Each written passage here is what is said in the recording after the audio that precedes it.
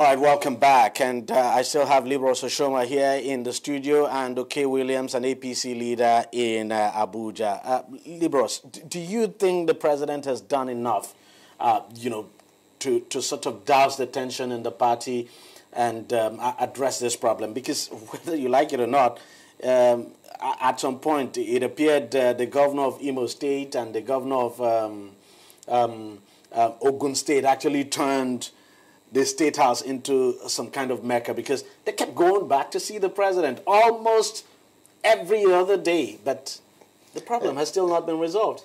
That's the unfortunate brand of politics that we play here, where the president is the local government chairman. And because they keep going to him anyway.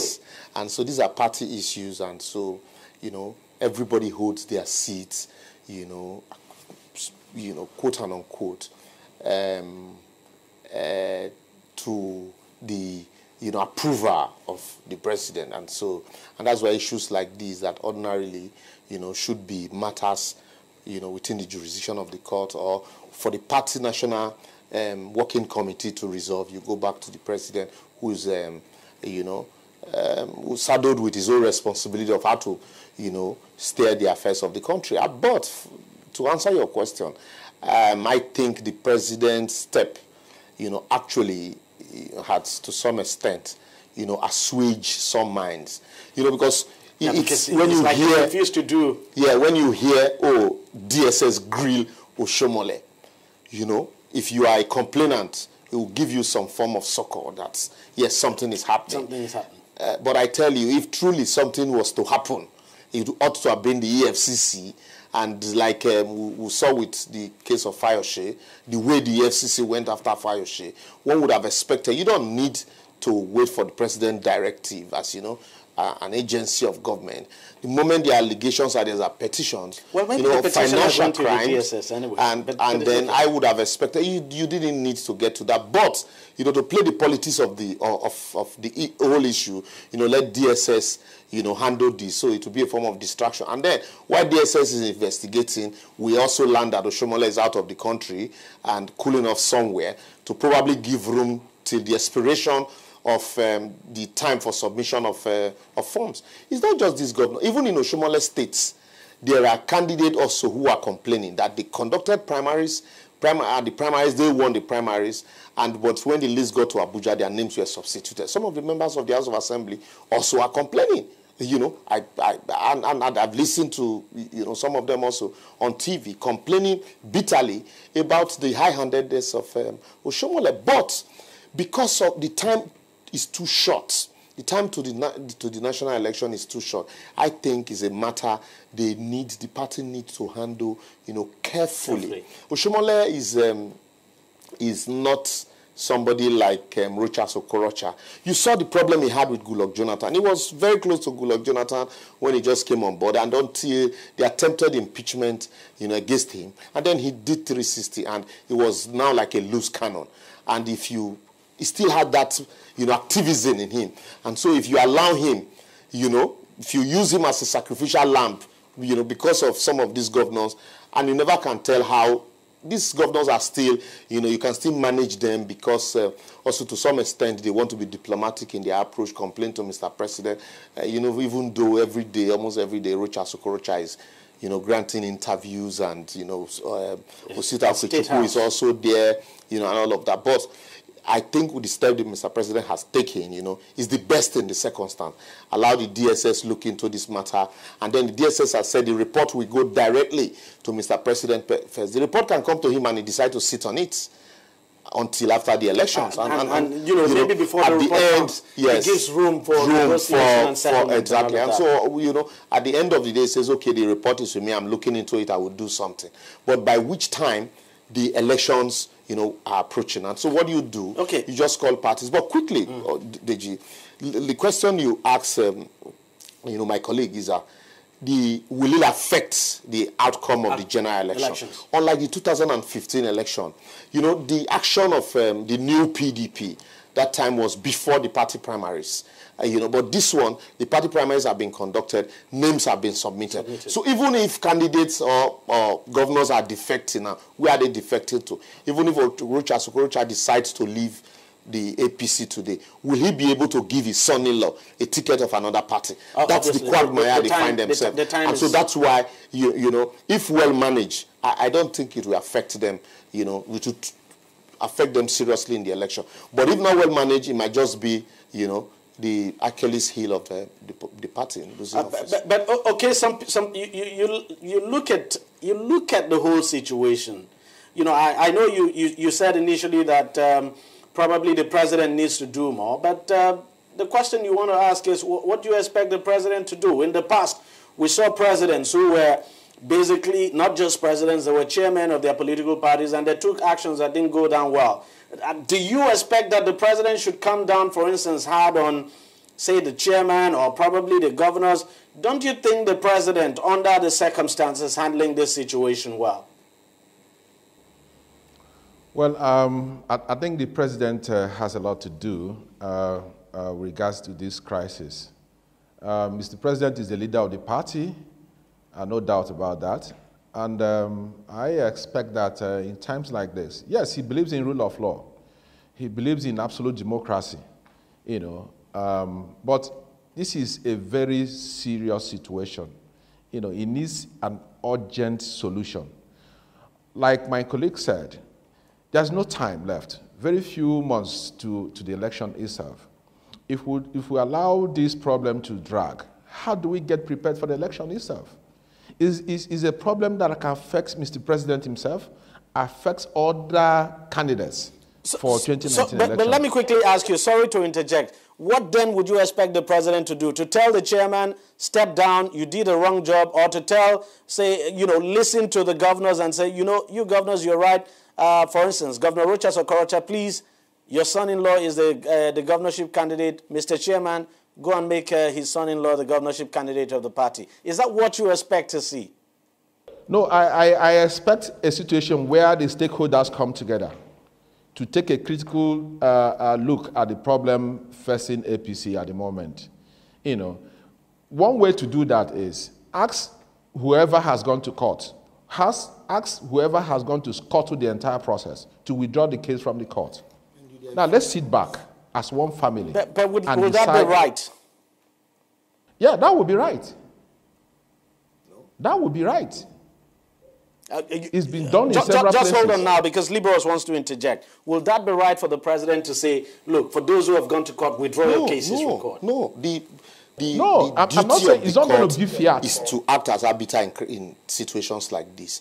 And there are complaints of financial infractions or misappropriation or inducement. And in those inducements, you expect Mr. President to just sit down and say, oh, you are right or you are wrong, when the issues have not been properly ventilated in court, or where the appropriate agencies responsible for this such investigation have not done a job. And so also, when tempers are high, you also need time to allow them to calm frayed nerves. And in trying to buy time, what the government has simply done is, okay, DSS, like I said earlier, why do you think the DSS is doing this instead of the EFCC? And the Oshomole that we're talking about now, Oshomole is not around. Like, what if anything we hear, in the public space, anything to go by, that it's left the country. So if the issue were that serious, you think he would be out of the country? To allow time, temper to calm down, and then while, he's not there, it will give opportunity to also approach and discuss with these governors who are aggrieved. Mind you, these two governors who are complaining already are holding senatorial ticket of the same party that have been given to them by the same party and Oshomole. The issue here now is the governorship seats. One wants his son-in-law, the other one wants his associates, So that's the issue. They are not saying that everything has been taken away from them. And so that's, look, they want 100 and the party had given 50. And so what's the issue? I'm not trying to be a spokesperson for the party okay. Because I'm almost sounding like one. But if you look at the issues... you want to react to that? I think he has captured it well because to a large extent, it is a product of greed. You know, you can have, you are secured, you have your own ticket, you're a candidate at the senatorial level, but you also want to, you know, muzzle down every other person to produce maybe your crony, your son-in-law as a governor, the candidate for a governorship election. I think it's a product of greed, and I think that is not what the party should allow to happen. Honestly, it beats me why this issue keeps dragging on and why it's difficult to settle it. Well, you know, this is a context. It's a thing that if Nigerian politics is more like the winner takes it all. If not, I don't see this as a problem. If it's a situation where you win for the people, you win for your party, you don't take it home like a private property, I don't see reason why we should be in this quagmire at this point.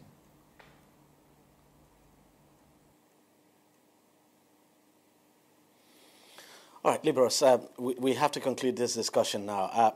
Going forward, do you think this issue will be resolved eventually? Yeah, it will. You know, the guest in Abuja said, it's Nigerian politics, we now want to take it all. Oh.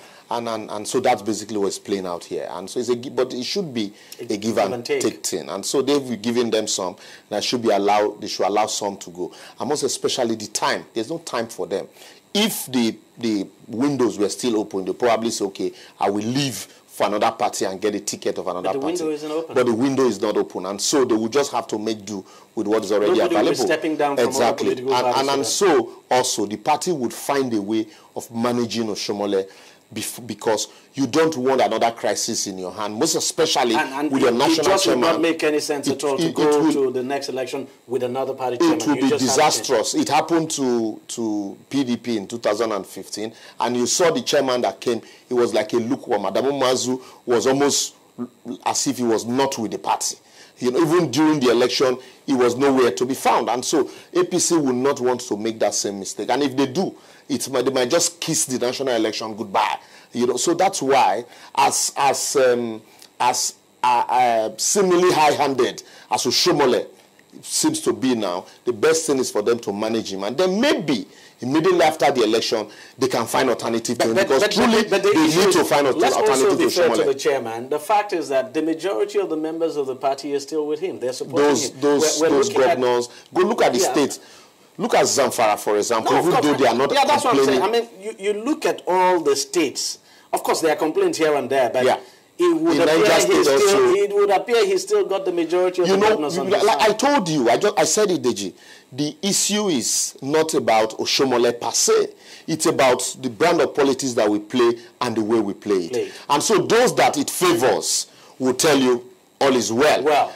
And then those that it didn't favor, there's a problem. And then also, there are some states where the opposition government is in power. And so those states, you won't hear, you know, the complaint as loud as it is in these other two major states. And then especially in situations where you still have governors running for second term, and they've been all, you know, handed tickets.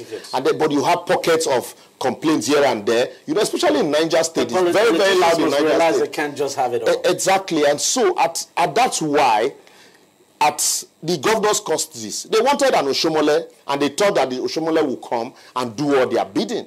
The case of Lagos State today probably would have been one of boiling point. But because you have a godfather who dictates, you know, what happens. And so it became very easy to manage that of Lagos State. And he also had been able to reconcile all the aggrieved party. But in those other states, you don't have anybody like that. And so it became the Oshomole crisis. So maybe these other governors who are complaining now, they need to borrow a leaf from Lagos. They need to borrow a leaf from Lagos. But the problem is that they wanted to play the brand of politics that is played in Lagos. But it didn't work for them, because they also wanted to be the ones to single-handedly, you know, appoint their successor. Liborous Oshoma, thank you very much for coming on the program. Okay, Williams, who joined us from Abuja, thank you very much for your time. Well, we'll take a short break, and when we come back, we'll be discussing the national minimum wage. Don't go away. On Deji 360, we don't just ask the questions. What is wrong with amending the Constitution the way the National Assembly members have been doing it? We seek answers. Constitution is constituent. Our problem is not lack of laws. Our problem is lack of the willpower to implement our laws. Answers that provide clarity. While we negotiate, we should try to make it a point that the girls must be complete. The clarity you need to make informed judgment so that you can make the right decision and take action. People are saying it is you politicians that are responsible for this, that you are the reason why this is happening. All these dullards that call themselves governors in this country? I wish we had people like Tony at the National Assembly. God forbid that I go to join that band. Deji 360, providing clarity to issues.